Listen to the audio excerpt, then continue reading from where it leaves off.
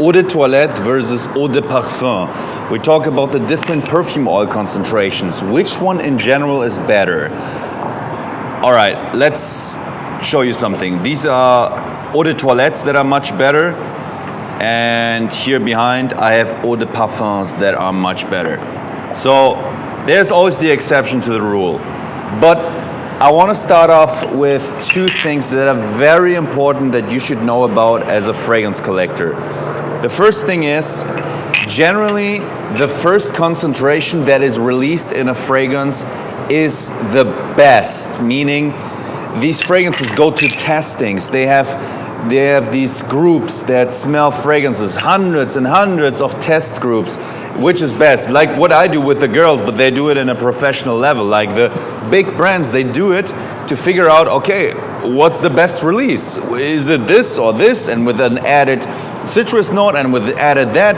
And then should we increase it to 25% to 18%?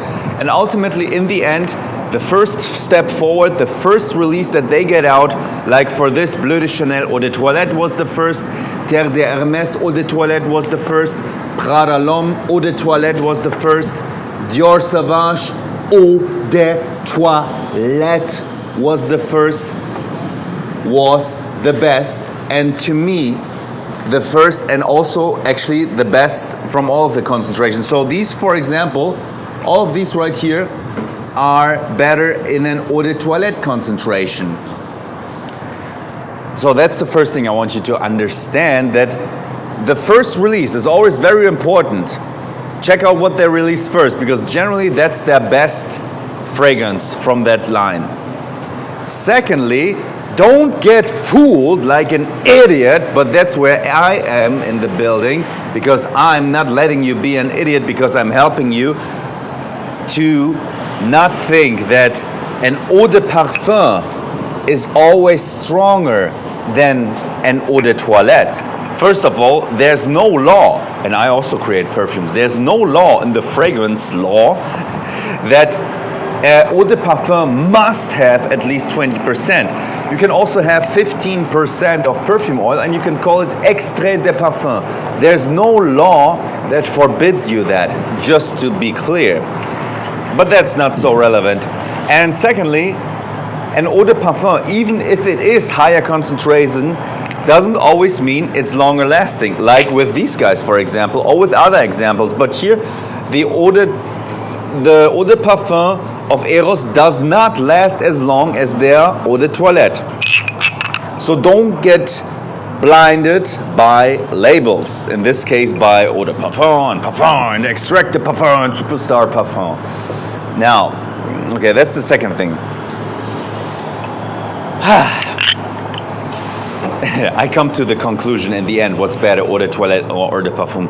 Well, to leave the cat out of the bags, in general, eau de toilette is better, in general, because it's in general the first release of the fragrances. But check out all of these fragrances that came second. Dolce & Gabbana Light Blue Intense, eau de parfum is better than the original. Yves Saint Laurent Y, eau de parfum is better than the original Yves Saint Laurent Y, it's longer lasting. Dolce & Gabbana, the one, EDP is better than the EDT. And Acqua di Gio Profumo is an eau de parfum higher concentration than the original Acqua di Gio, and it's better. So, you see, there's the exception to the rule. What's now the conclusion of this whole talk?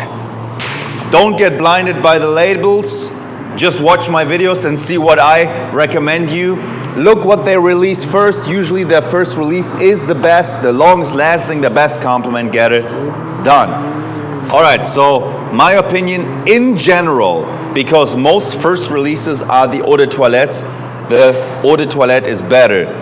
Funny fact, none of my fragrances are eau de toilettes. They are all at least eau de parfums, except my deodorant, which I could call an eau de toilette if I want, but it's 5.5% perfume oil, so it's just, to me, honestly, an eau de cologne, but it's super powerful. All right, guys, thank you for watching. I love you. I wish you a great day. Bye.